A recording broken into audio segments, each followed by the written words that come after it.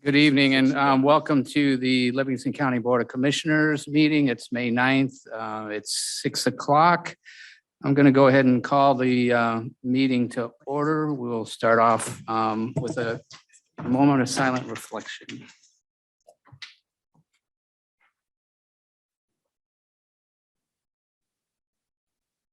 Thank you. Now, if you would join us in the Pledge of Allegiance. I pledge allegiance to the flag of the United States of America and to the republic for which it stands, one nation, under God, indivisible, with liberty and justice for all. Roll call, please. Commissioner Nakagiri. Here. Commissioner Griffith. Here. Commissioner Smith.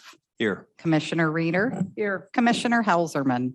Here. Commissioner Drick. Here. Commissioner Zajac. Commissioner Gross. Here. And Commissioner Plank. Here. A quorum is present. Thank you. Item 5, correspondence. We have no correspondence this evening. Item 6 is the call of the public. This is the first of 2 call of the publics. You'll have 3 minutes to address the board. If you are in the room here, you should have filled out a card and handed it to our clerk. And I would ask Madam Clerk if we have any. So nobody on here in the room desires to speak. If there anybody on Zoom, if you would use the raise your hand feature or wave at us. I don't see anybody. So we'll go ahead and close the call of the public and remind everybody that there is a second call to the public at the end of the meeting. Item number 7 is approval of minutes. We have 2 sets of minutes, meeting minutes dated April 25th and closed session minutes dated April 25th. I'm looking for a motion to approve both sets of minutes. So move Gross. Support Plank. Any additions or corrections to the minutes? Seeing none, all those in favor signify by saying aye. Aye. Opposed, same sign. Resolution passes. There are no tabled items from previous meetings, so we'll move on to approval of the agenda. Is there a motion to approve the agenda? So moved, Griffith. Support Smith. Motion by Commissioner Griffith, support by Commissioner Smith. Any discussion? Seeing none, all those in favor signify by saying aye. Aye. Opposed, same sign. We have an agenda. Item number 10 are reports. This is opportunities for commissioners to share any reports with their colleagues that they may have. So I'll see if there are any reports from this evening. Commissioner Smith. Thank you, Mr. Chairman. I wanted to reiterate some issues going on in the city of Brighton. Once again, there'll be a meeting with the city council this week to take up the issue of retail dispensary of marijuana and marijuana products. Someone was kind enough to leave the local Argus on my desk from May 1st. And it talks about some of the products being manufactured locally right up here in Diamonddale. And we think of I think we have this mental picture of marijuana in our head as a cigarette, and the reality is that it's in so many different products right now. It's in sold in a liquid form, and it's vaped in like a fake cigar tube. It's made into a candy. It's dispensed in other liquid forms. I'm not knowledgeable enough on how it's retailed. So, but it appeals to the youth. There's no doubt about it. Making it into a candy form, making it into a vape. So I did circulate some information before on this. I just want to reiterate a couple points, if I may. One is the initial outcome study by Hart and Kisser, dated 2018, out of the state of Colorado, and initial responses there. The society is, and I'm quoting here, the society has experienced increased emergency room visits, motor vehicle crashes, traffic fatalities in Colorado being one of the first states to legalize the recreational use of cannabis, and showed a significant increase were related to all three measurables when comparing statistics to the preceding legalization of the recreational drug use. Our own county website talks about how it can be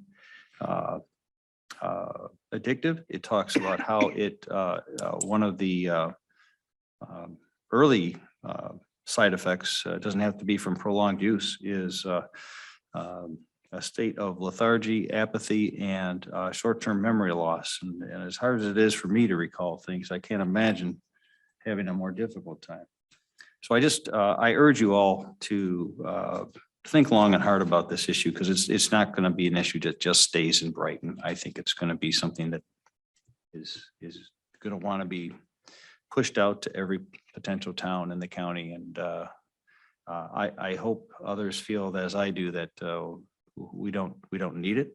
We don't need the side revenue from it. And if it saves one child from an accident, life-threatening issue, or addiction, then it's worth whatever grief we take for fighting it. Thank you. Thank you, Commissioner Smith. Any other reports this evening? Seeing none, I'll go ahead and close reports and move on to resolutions for consideration. We have first up is a resolution 2022-05-056. It's a resolution authorizing the purchase of new and remount ambulances. Is there a motion? So moved, Griffith. Support, Gross. Motion by Commissioner Griffith, support by Commissioner Gross. This resolution, as all of them were talked about in committee, but I'll ask the question of my colleagues if any further information is desired on the resolution. Seeing none. I have a question for the clerk. We're going to adopt a better practice. Anytime there's a resolution that has tucked into it a budget amendment, we're going to take a roll call vote. This one says amendment in it, but it didn't say budget amendment. But is this not one? Okay, so all those in favor of the resolution signify by saying aye. Aye. Opposed, same sign. Resolution passes. Which were the resolutions? If you, that was B.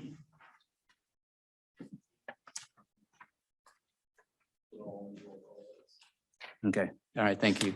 So next up on the agenda is resolution 2022-05-057. It's a resolution authorizing the purchase of a 911 dispatch tower generator equipment. Is there a motion? So move, Gross. Support. Motion by Commissioner Gross, support by Commissioner Helserman. Any of my colleagues want further information on this resolution? This is one that has a budget amendment in there. So Madam Clerk, if you would call the roll. Commissioner Gross, Yes. Blank, Yes. Commissioner Smith, Yes. Commissioner Reader, Yes. Commissioner Nakagiri, Yes. Commissioner Helserman, Yes. Commissioner Drick, Yes. Commissioner Zajac, Yes. and Commissioner Griffith. Yes. Motion carries.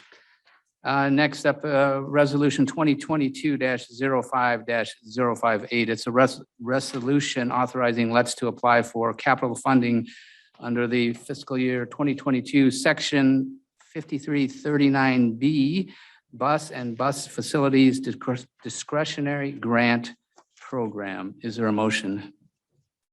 Motion, Smith. Support Blank. Motion by Commissioner Smith, support by Commissioner Plank.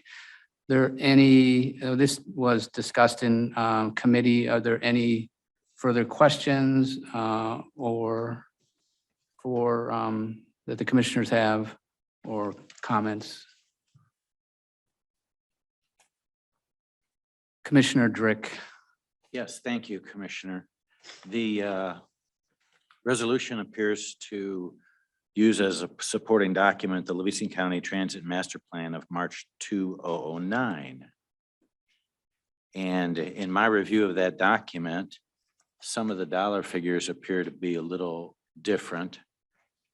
The ask then was 6 to 7 million for the Brighton terminal, if I read it correctly. And now it's up to 10 or no more than 10. The big problem I have is that back in 2010, when I was a commissioner, we talked about LETs extensively, and it was Jack LaBelle's belief and position that the word essential in the LETs name was for people that had no licenses, or people that were handicapped, or people that were so impoverished that they weren't able to afford transportation of any kind, and that taking this federal money was a good plan to address that population. And I confirmed that with another commissioner that sat back then, just this afternoon. I looked through for that definition anywhere in the 26 pages and could not find the definition, nor could I even find the word essential. And what I found instead on page 6 was a paragraph that talked about the plan goal. And it says, ensuring that Livingston County residents and workers are able to get where they need to go. That is a huge pool of people, about 196,000. And I can't believe it's the same definition as when we first were talking about this back in 2010.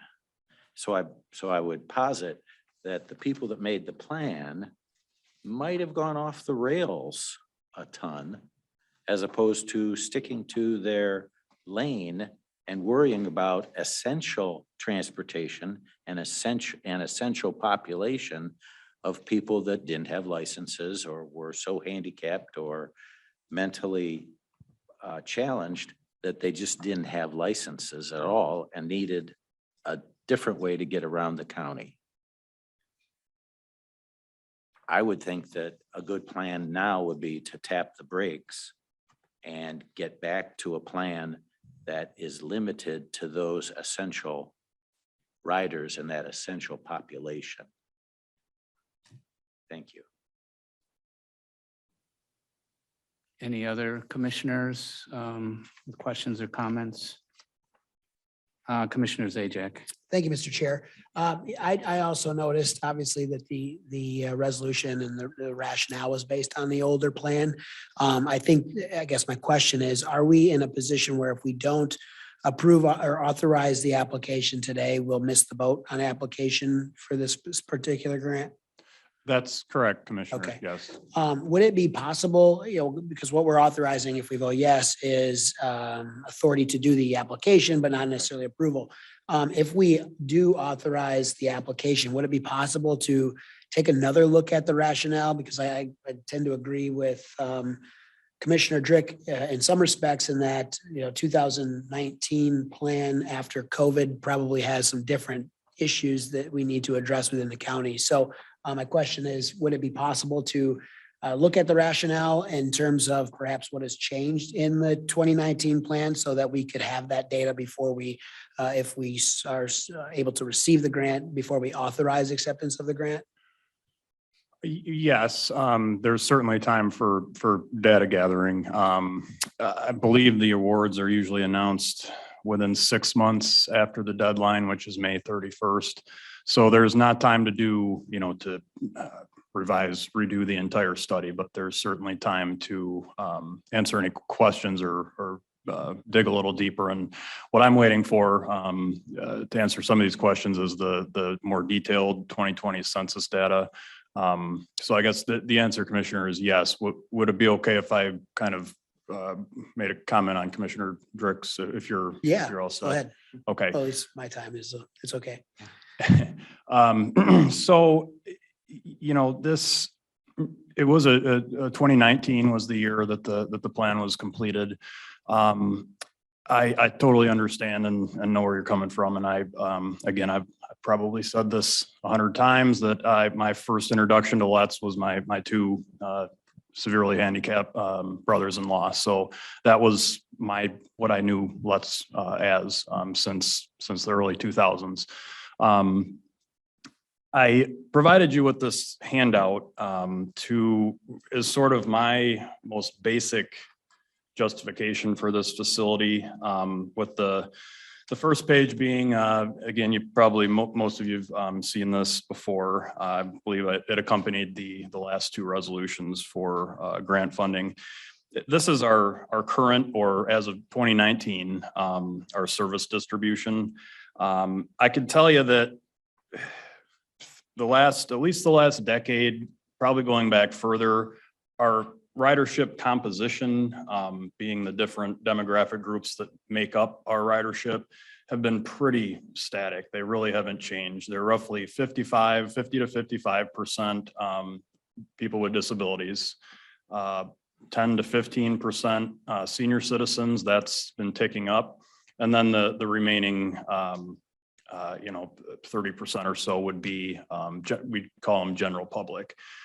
However, in that general public category is all the people who may be low income and we may take to work or school, who don't fall under the disabled or senior category. So my point is just that our composition has not changed much, and I don't see this as going after really trying to increase our general public ridership.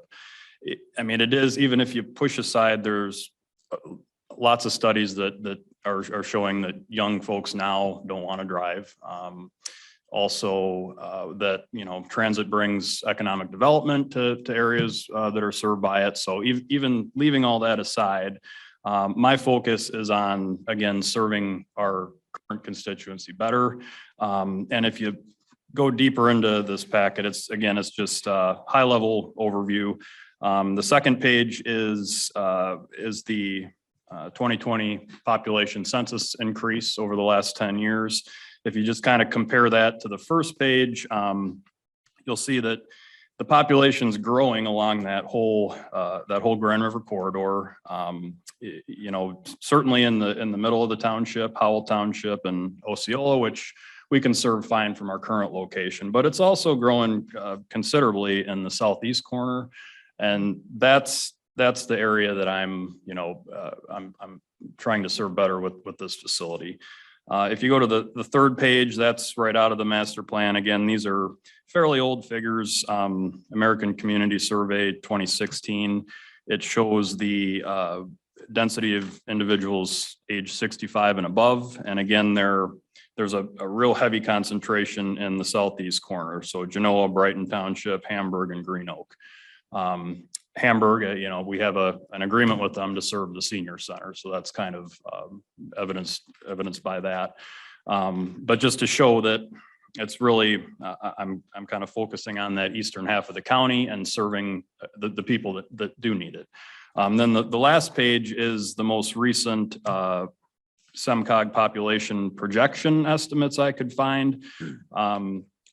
According to this, about 18% of the county's current population is age 65 plus, and that's projected to grow to over 25% by 2035. So that's a big increase. That's a 62% increase between now and 2035. So Commissioner, I've been, looking at the people, the senior population, the disabled population. Can tell you, I'm not looking to increase general ridership. This is just, again, I think it's useful to serve our existing constituency better on that side of the county.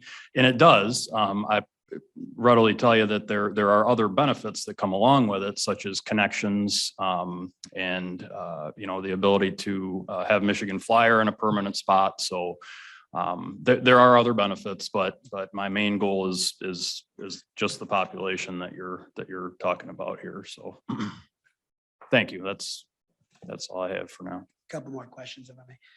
So in regards to the $10 million project, are there other, if we approved it today, up to the $10 million, are there other potential avenues that after this investigation, if we say, well, perhaps there is opportunity to have general ridership as a part of what we're doing more in Livingston County, or perhaps instead of a $10 million facility, it's two $5 million facilities in two different spots where perhaps in the south west corner where we have perhaps an EMS partnership opportunity. Are there things that we could do flexibility wise if we receive the $10 million that are not necessarily the single, $10 million one facility based on the 2019 plan?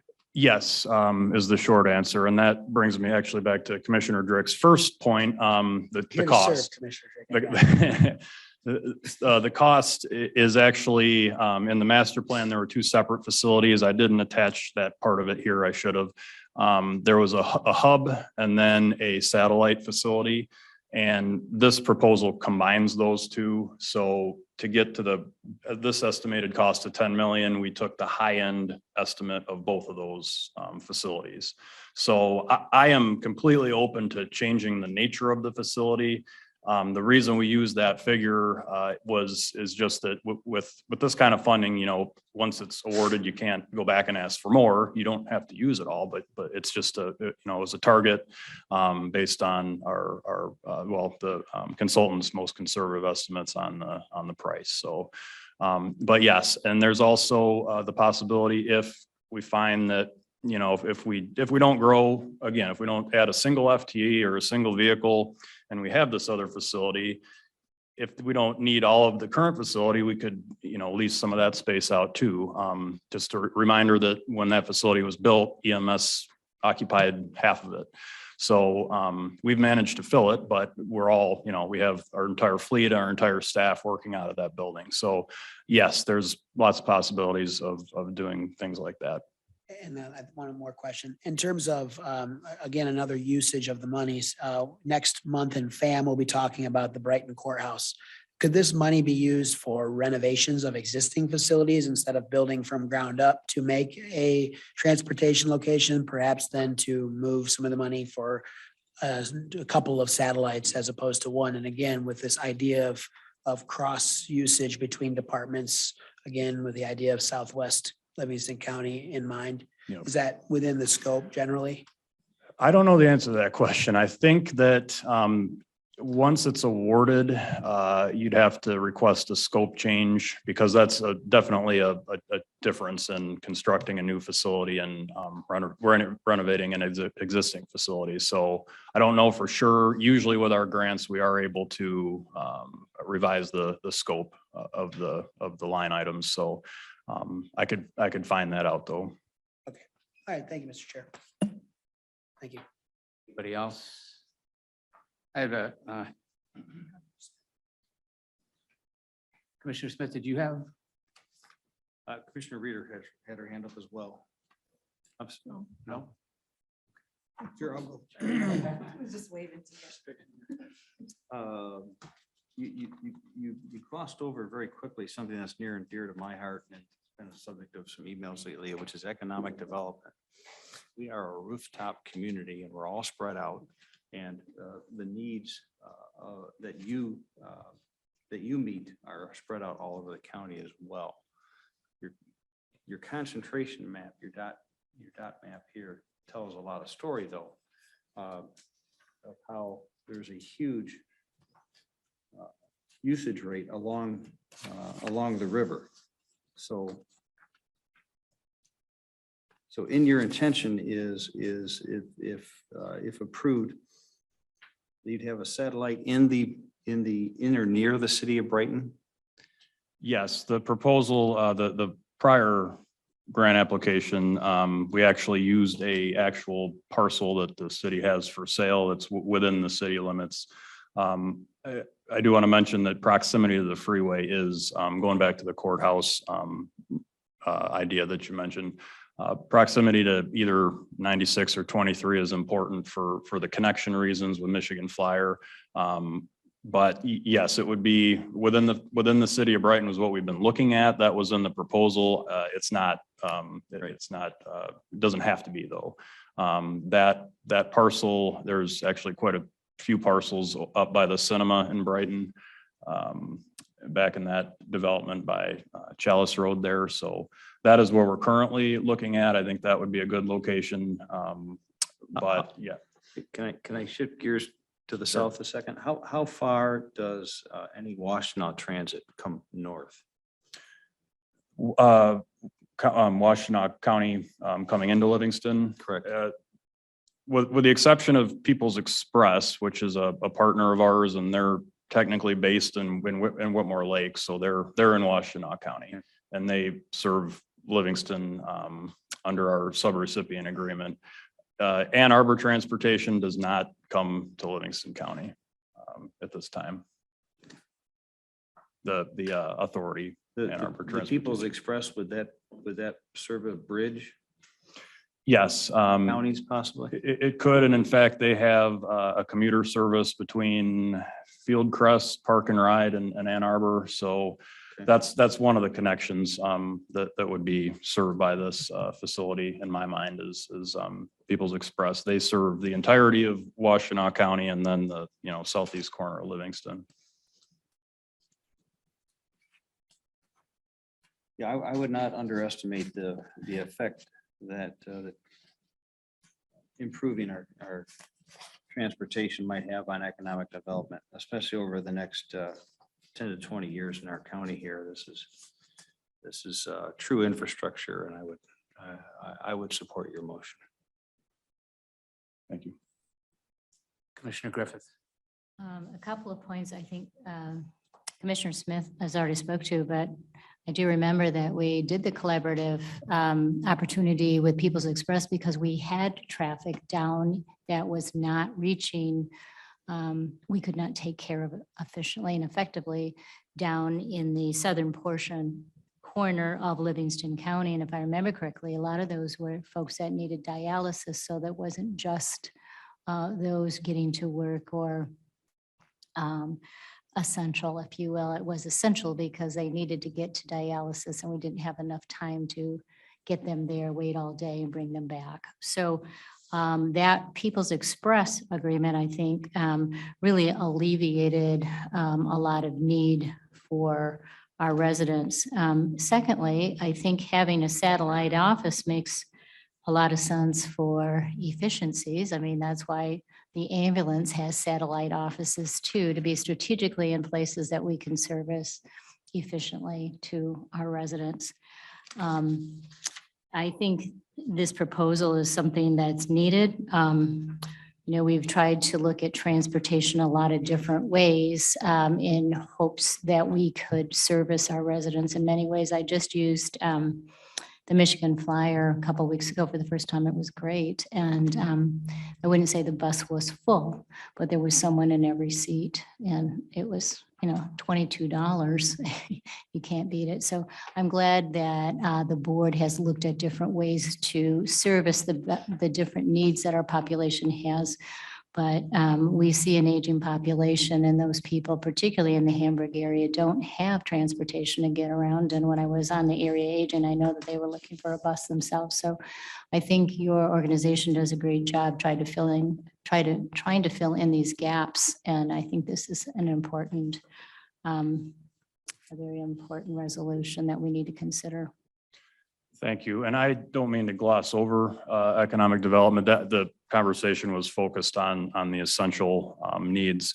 I do want to mention, to your point about the demand in southeast portion of the county that we are now serving better because of People's Express. There were a lot of dialysis calls and calls for essential things like that. We don't always know what the trip purpose is.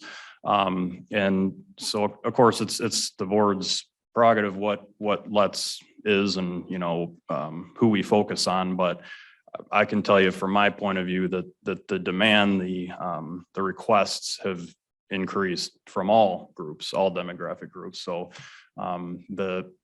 the desire, I think, from the public is there in a number of different groups of people. So. Commissioner Gross.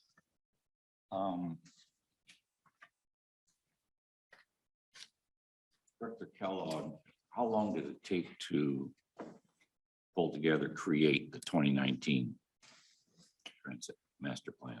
It took a solid year.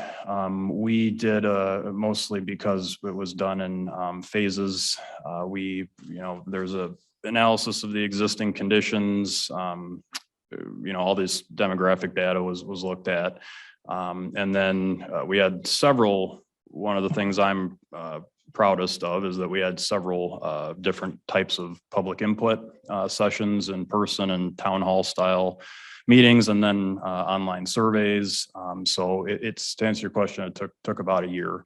And I should mention is that I totally agree we should update the plan in the next year or two, within the next few years. But in my view, that's mostly to consider the things that we've already implemented and to build on the strengths, the things that have been successful. Like the medical transportation, I can tell you is huge. I'm discussing possibly increasing that service with the hospitals. So more of what's the world look like now? What's the need look like now? Yes, it's different post-COVID, but our ridership is climbing back to where it was. So I think that if we studied all of the underlying information, the demographic study, data and all that foundational things, then if anything, I think that would show more need in those areas. But yes, it's a quite a long process. So it would take at least a year after we secured the grant funding to pay for that study. That was $150,000. We got a separate grant that paid for 100% of it. So all in all, it may take a year and a half or 2 years. I have some concerns, primarily with respect to the 2019 plan. I wish we had a little more current data available. And if I recall, I believe I read or heard someplace that the 2019 plan alluded to the possibility of requiring perhaps a tax of some sort in order to fund the project. And I think this board has been on record as not wanting to increase taxes for our citizens. And so in that regard, I applaud the effort to apply for this grant. Obviously, that would potentially eliminate the need for going back to our constituents and asking for more money to expand the system. So I'm sort of torn. I'm concerned about the application for the grant using the 2019 plan. I wish we had more current data. But at the same time, I would hate for us to miss out on the possibility of getting funds through the infrastructure program. We may never get another opportunity. But just my thoughts. Thank you. Thank you. Commissioner Helserman. We can always use more money. Whether we have a use for it or not, government is used to spending money. We have been very frugal in the government money that we've received, and your organization has been very good at squeezing the most riders out of the least amount of dollars, probably of any county in our state, maybe in the country. Seems to me that this is a long-term project that is worthy of it. I think that adding this facility will not do very much to change the essential nature of LETs, which I think that's a key thing to keep in mind. Also, the thing that a new building will mean new upkeep, I think that needs to come into consideration. The other thing, this is the third strike. We've already applied for this 2 times before. I don't know, from the same source. We've applied for it 2 times, and other things have been more important. On a personal note, my grandfather was a conductor on a fixed trolley line in Detroit. And my uncle, his last son passed away this summer, and we got a stack of books about this tall of what days he worked, how many days he worked, and we found out that our grandfather was part of the union. He was a union member, and he had, for his time, he had a very good pension plan, but he was part of the transportation system in Detroit. Detroit rail system is, and at that point in Detroit, anybody could go anywhere in Detroit on that system. It wasn't an essential system. It was for everyone.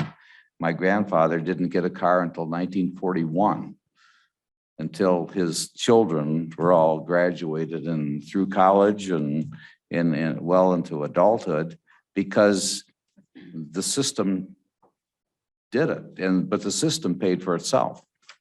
And we are dealing with a system that,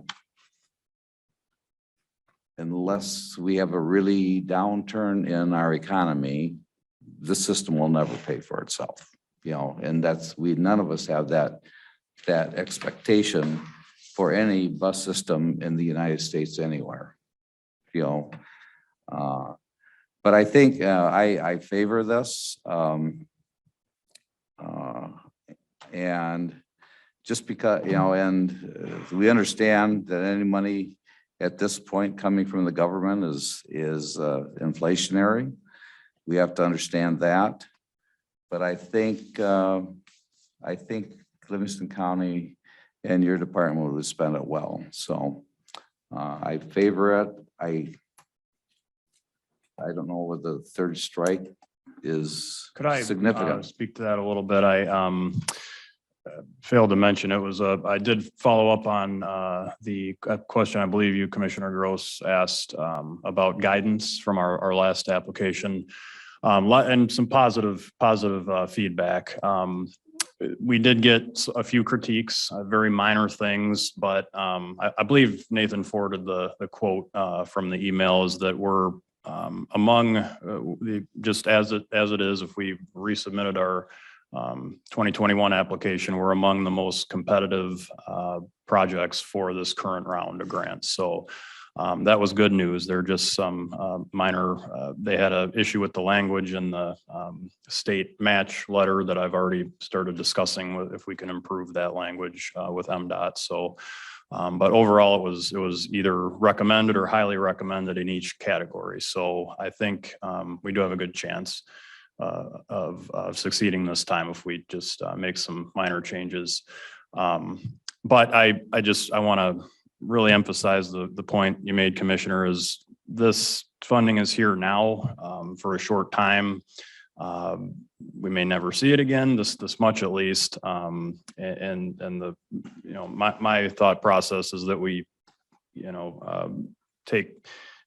take every opportunity and just jump on this chance to prepare for the future, just because it may not come along again. And we know, just looking at this basic information, we know that the future is going to bring a more need for transportation with the aging population. So.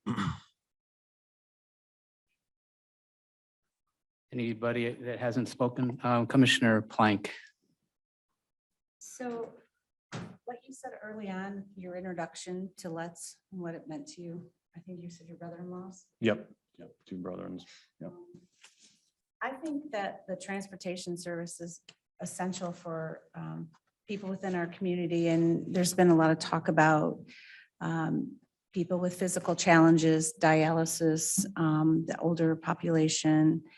And when you said that, it dawned on me that a few years ago, my daughter was friends with a young lady, and her parents lived somewhere else in the county, or not parent because her mother had passed away. And her father was raising her, but he had to be at work really early in the morning and couldn't drive her. And he wanted her to go to Brighton High School because they had moved here when she was a freshman. And so he really wanted her to go to Brighton High School, but they lived outside of that area. And so in order for her to get to school every morning, they used the Let's bus. And that was my first introduction to Let's. And, being a mother of a daughter, a young girl, my first thought was safety, for, her getting to and from school.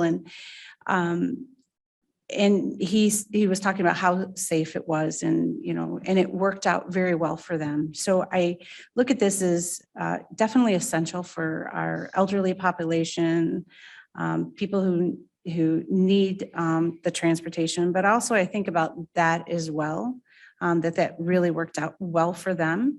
And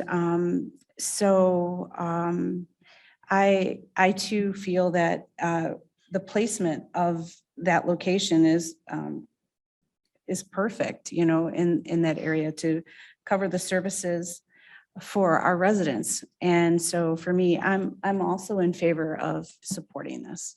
Thanks for making that point. I mean, we all are going to define essential differently. I think the easiest way is the people who can't drive have no other way to, like my brothers-in-law.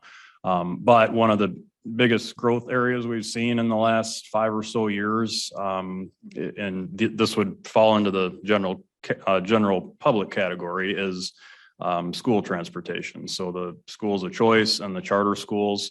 And a lot of the parents, I say most of them, fall into that same situation where there's no busing, there's no school busing, and they have to be to work early. They just can't take the children themselves. So they drop them off at our facility, or we pick them up from their homes, and that's how they get there. So I guess for those parents, that is pretty essential, but it's definitely, one of the biggest non-senior disabled growth areas we've seen. So.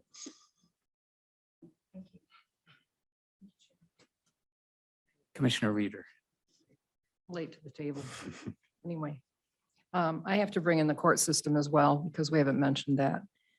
Almost all the probation officers are so grateful that there is a Let's facility.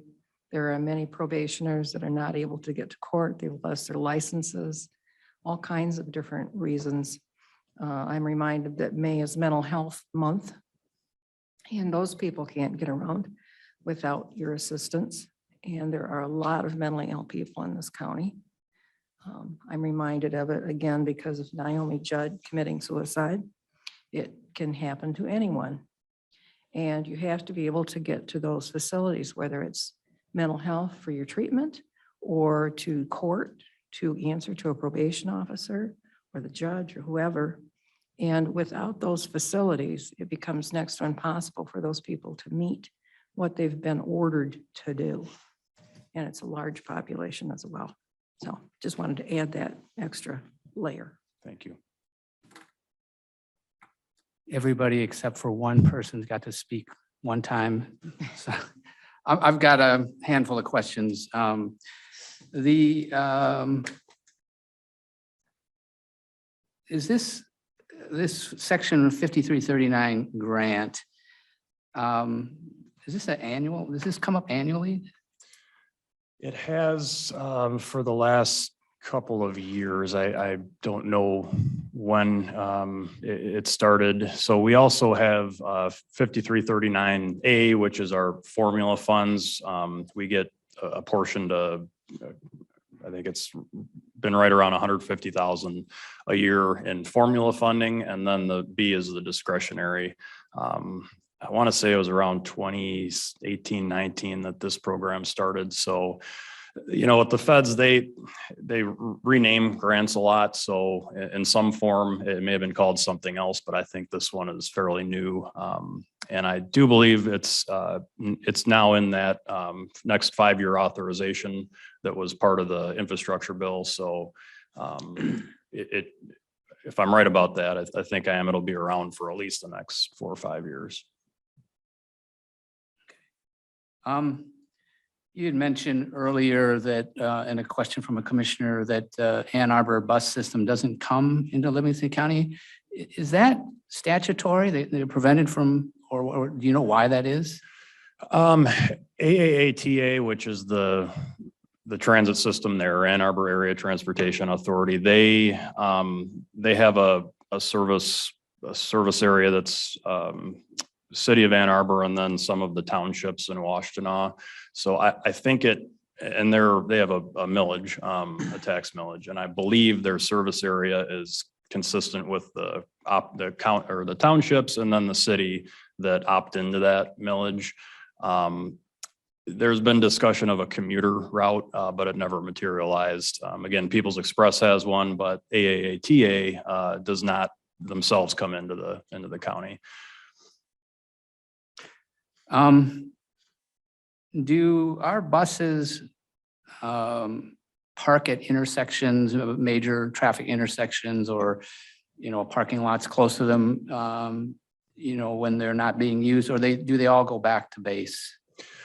We have, before a couple of years ago, they all came back to base. Now we have a couple of them stationed at the Brighton Schools parking lot. That was sort of a test run for this whole thing after the master plan came out. Just figured, well, if they get used, then that sort of starts to tell the story that this would help to have a facility over there. So we stationed 2 in that parking lot at Brighton Area Schools. We have 1 at the Hamburg Senior Center. Since we serve them 5 days a week, we just decided we'd keep a bus there. And then next month, you'll see, I'll have before you another agreement with Putnam and Unadilla Townships to serve their community center. And our thought is to station 1 there too. So those are currently where we have them parked outside of the main facility there. I mean, conceptually, I'd say better match, you know, the location of our buses to the demand that, you know, am I wrong in thinking that, you know, in addition to putting 2 at Brighton Area Schools, 1 in Hamburg, I mean, we could do that.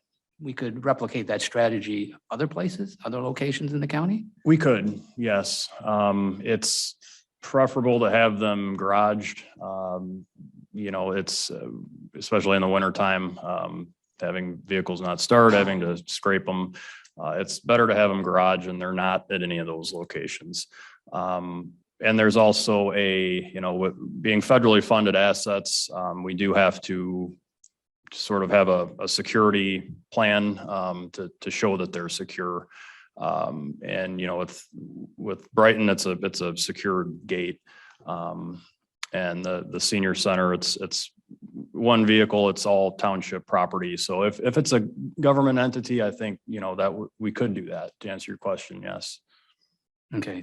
I'm a little bit confused. I would like clarification. I think this isn't quoting you, about paraphrase what you said, that there's been an increase in demand. That, you know, on the statistics that you provided me, the ridership statistics, you know, prior to the pandemic, I would characterize demand as flat, you know, all the way back to 2010 or 2011. In the pandemic, it, you know, dropped a ton, which is understandable. And now we're projecting, your projection was that we'll have 104,000 riders in this year, which still doesn't match what it was back in 2010. So can you elaborate on when you say there's an increase in demand? I'm puzzled. Yes, so the figure from 2010 was 112. And then we had our highest years of direct service ridership in 15 and 16. And then 2019 was less. And I remember at the meeting last week, I mentioned that was our best year ever. I didn't quite elaborate on that enough. The chart that I sent you was Let's provided, service that we provide directly.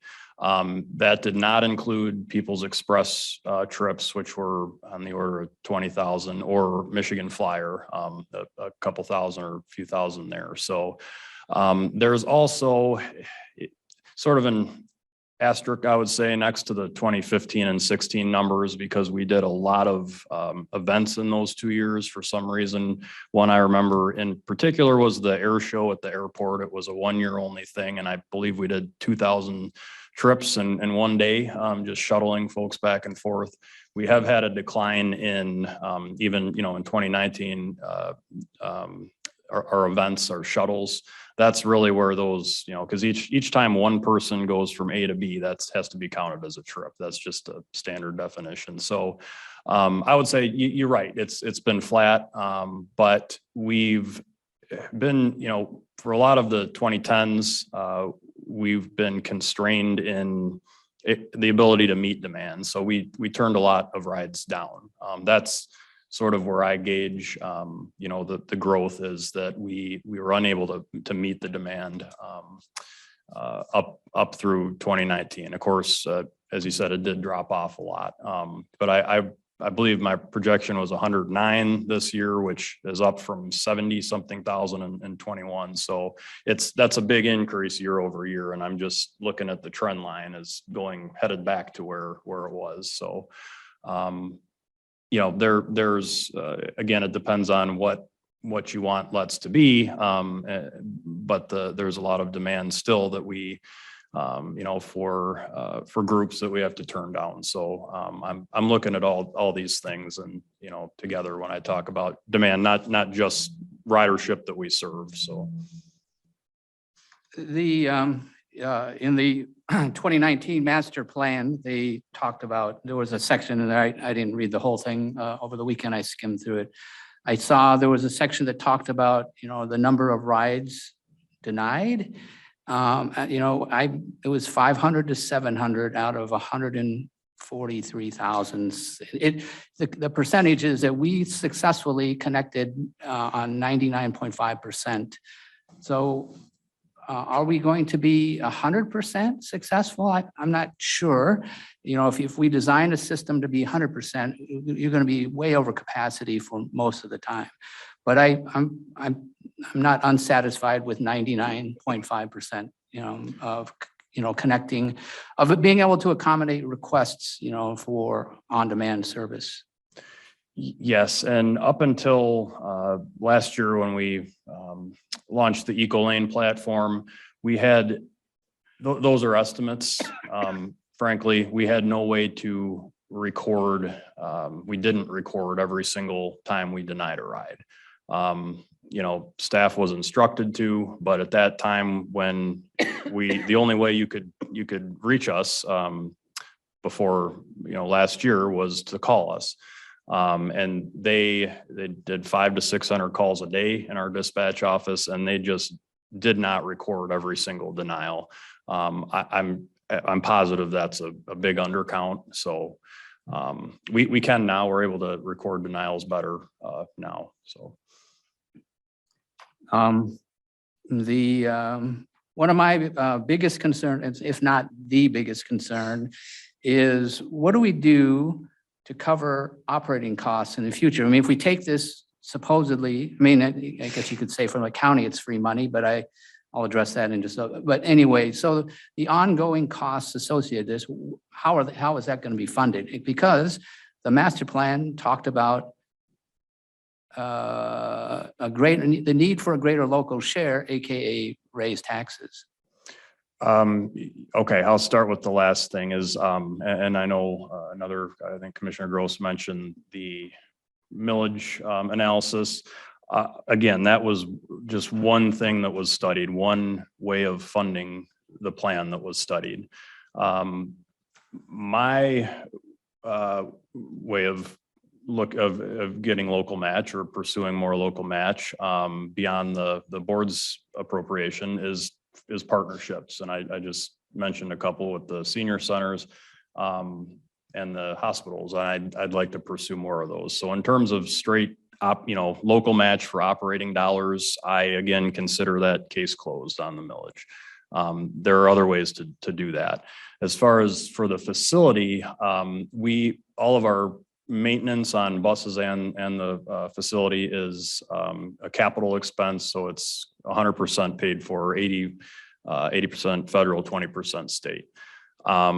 What I may or may not have mentioned last meeting that I did receive our fiscal year 22 apportionment from the FTA.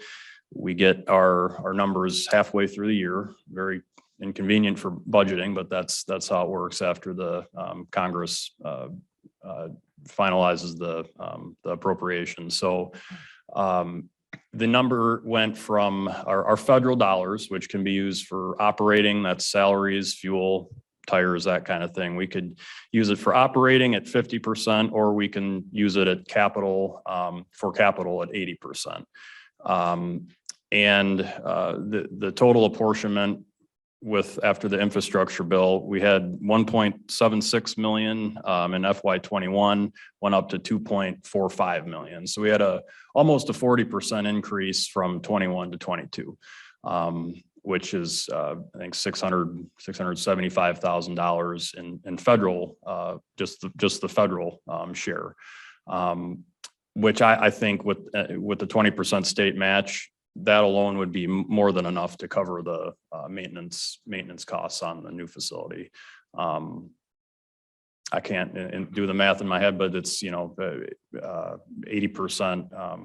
$675,000, 80%. Then if you just do the math to see what the 20% state match would be, close to $1 million in capital funding that we'd have available if we choose to use it that way. So. Two more. One, I excuse me, would like to make a point, and then I have one last question. It was discussed here, in the discussion phase and the debate about inflation. And I had read an article just today that Bloomberg News had reported that with inflation the way it is today and the price of energy and whatnot, it's effectively a $5,200 tax on, the average family, which is huge. The article went on to say the San Francisco Federal Reserve, not a bastion of conservative thought out in the West Coast, said the reason we have this inflation is government spending. And I actually agree with that. So here you have somebody on the conservative side of the aisle agreeing with somebody that's, I'll just say, less conservative. Spending money, this $10 million, in my humble opinion, is part of this government spending, is driving up inflation. And if we don't need to spend that money, I think we've done a little bit to stem the inflationary forces from government spending. That's just Wes's opinion. My last question is what happens if you'd mentioned potentially, or the possibility, or it could happen that maybe we shut down the current facility and use that for something else if demand doesn't increase, or if we find out we don't need it. Talk to me about how that would work. I mean, I think you said we could lease that building out potentially. I mean, yes, and I would favor not abandoning it, not leaving it completely, but we could certainly cut down on the number of staff and vehicles at that facility. And the lease, same way it worked when we leased half the building to EMS. We arrive at an agreed upon rate. I don't know what that rate was. It was before my time. That revenue does have to be deducted from, let me think about this. It can't be considered local share if it's because it's a federally funded asset, if that makes sense. So, but we can certainly lease it out. Whether it's half, a third, 2/3. You know, if I had to pick one or the other, I think this location in Brighton would be a better one. But what I would propose is to still leave some assets and some staff at our current facility in addition to the new one. Okay, thank you. Everybody's had a chance to speak at one time. Is there anybody with any follow-up questions?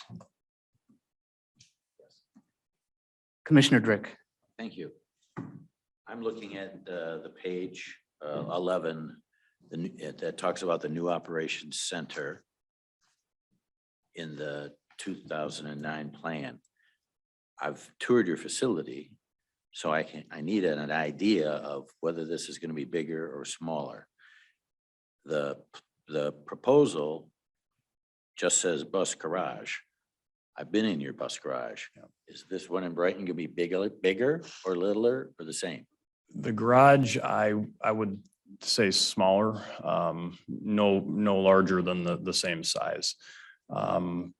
Again, want to build it big enough to accommodate potential, future growth. I mean, that's a 50-year building that we have down there. So, if this other one is, project out 50 years, don't want to build it too small, but I would say the facility, the garage, no larger than that one. Office space, definitely smaller. Certainly don't need as many offices, and also there's another focus of the new facility is the hub aspect. So I would say replace some of that office space that you saw with bus shelters outside for pickups and drop-offs. So Same amount for break area, conference room, fueling, restrooms, locker rooms, same amounts for all that. yeah, say just one. We have kind of double, 2 kitchens, 2 break areas because EMS had it. Certainly only one of those, and definitely a fuel farm. I guess that's one of the things that I missed, is that the only place we can fill our propane buses, which is a majority of our fleet now, is at our place. Howell Schools has propane buses as well, but they're right down the road from us. So we would certainly have a propane facility, fueling facility over there, which is easy. It's not a underground tank or anything. It's fairly straightforward. Last question to get this solidified in my brain. About how many square feet are you using now, and how many square feet would you build? Oh, gosh. Well, I know the garage square footage, it's 18,000. I don't know the entire facility, our current facility square footage. So I would say the garage would be about the same. I believe the application, we did have a rendering in the prior application last year for the same program. It sat on about an acre site, so that much I know. I believe we plan to leave that the same if the application is approved. So it sort of sounds like it'd be pretty close to what you have now. Yeah, if you just swap the office space for shelters. But as far as the footprint, yeah, probably about the same. Thank you. You're welcome. Anybody else? I just want to make one closing comment. I'm anxious to see the revised plan, if you will, the revision that Commissioner Zajac, because maybe I'll change my mind after that, but I'm not in favor of the plan. There's a big question mark in my mind on if it's needed, which I don't think it is. We have the capability of parking buses at other governmental bodies to enhance our ability to serve the public. And I think we should avail ourselves of everything along those lines that don't cost money, even though, like I said, it's a fair statement to say it's not going to cost Livingston County any money, but I still am, I'm just not a fan of spending money that we don't have to, whether it's our money or the federal government, which is really our money too. So with that being said, I'm gonna go ahead unless there's any other comments and call for the vote. So all those in favor of the resolution signify by saying aye. Aye. Opposed, same sign. Aye. Aye. 6-3. Resolution passes. Thank you, commissioners. Next up on the agenda is 2022-05- oops, let's see, no. Yeah, 2022-05-059. It's a resolution authorizing the addition of a full-time Veterans Benefit Counselor Claims 3 position. Is there a motion? Support reader. Motion by Commissioner Helserman, support by Commissioner Reader. This was addressed, but if there are questions, additional questions, comments? Looks like none. So this one has a budget amendment in there. So we're going to have a roll call vote. Commissioner Helserman, Yes. Commissioner Dreck, Yes. Commissioner Zajac. Yes. Commissioner Griffith, Yes. Commissioner Gross, Yes. Commissioner Plank, Yes. Commissioner Smith. Yes. Commissioner Reader Yes. and Commissioner Nakagiri. Yes. Motion carries. Next one is a resolution authorizing the county treasurer to establish the 2021 delinquent tax fund. Is there a motion? So moved, Griffith. Support Plank. Motion by Commissioner Griffith, support by Commissioner Plank. Are there any questions for our treasurer? Seeing none, all those in favor signify by saying aye. Aye. Aye. Any opposed? Same sign. Resolution passes. Next up is 2022-05-061. It's a resolution authorizing Livingston County's 2023 annual budget process and calendar. Is there a motion? So moved. Support Griffith. Motion by Commissioner Zajac, support by Commissioner Griffith. Any questions from commissioners? All those in favor signify by saying aye. Opposed, same sign. Resolution passes. Last resolution, which will be a roll call because it has a budget amendment, is a resolution authorizing entering into an agreement with PFM to provide a financial analysis of potential impact of a voluntary defined contribution conversion for non-union employees. That's a mouthful. Is there a motion? So moved. Support. Motion by Commissioner Zajac, support by Commissioner Gross. This too was discussed in committee. Any further questions?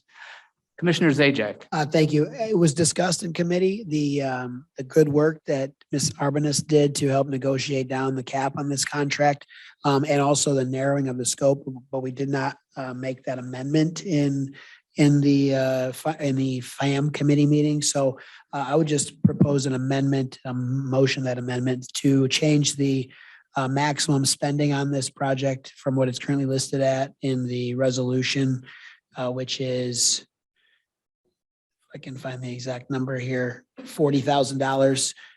It is $37,500 is what the cap should be. So I'll make that motion.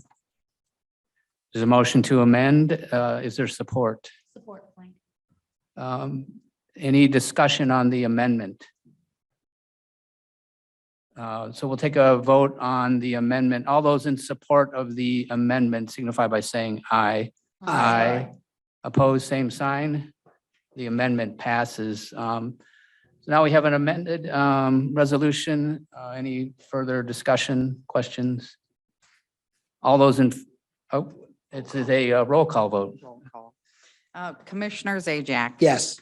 Commissioner Griffith, Yes. Commissioner Gross, Yes. Commissioner Plank, Yes. Commissioner Smith, Yes. Commissioner Reader, Yes. Commissioner Nakagiri, Yes. Commissioner Helserman, Yes. Commissioner Dreck. Yes. Motion carries.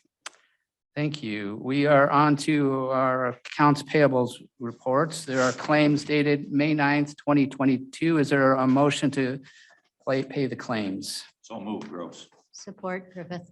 Motion by Commissioner Gross, support by Commissioner Griffith. Questions, commissioners? All those in favor signify by saying aye. Aye. Aye. Opposed, same sign. Claims are paid. Payables dated April 16th through April 29th of 2022. Is there a motion to pay the claim or payables? So moved Griffith. Support. Motion by Commissioner Griffith, support by Commissioner Plank. Any questions, comments? All those in favor signify by saying aye. Aye. Opposed, same sign. We've paid the payables. Call to the public. We didn't have any cards, so we don't have anybody here. Anybody on Zoom? Looks like not. Oh. Elisa. Let's see. Can you hear me okay? Yes, you have 2 minutes. Thank you. I don't even think I'll take that. I just wanted to say thank you for allowing me to speak. And over the course of the weekend, I had the chance to watch a movie called 2000 Mules. If you are familiar with this, it is found on Rumble and it is free of charge. And I would strongly recommend that each one of you take the time to seek this movie out, just out of respect to your constituents. Things are unfolding here, and I think we all should be on the same page. So if you have any questions, I could help direct you to where to find this. Thank you. If you would give your township of location too, that would be great. Sure. Elisa Davis, City of Brighton. Thank you. Lori Cowan. Hi, I'm Lori Cowan from Unadilla Township, and I just wanted to say that I'm glad that the grant passed, the OK to grant passed for the Lutz. I think it's great to have the ability for more residents to be able to ride the bus, people that obviously have disabilities, everything you named, but also for everybody. And one thing that in our current state is that a lot of folks want to ride the bus for environmental concerns, to consume less gas and contribute less commissions to help slow down climate change. So that's wonderful. This will give more people that opportunity. And it's just something else you should all keep in mind that's extremely important. Thank you. Thank you. I don't see anybody else. I'm going to go ahead and close the call to the public and ask for a motion to adjourn. So move, Helserman. Support Griffith. Motion by Commissioner Helserman, support by Commissioner Griffith. All those in favor signify by saying aye. Aye. Opposed, same sign. We're adjourned. Thank you.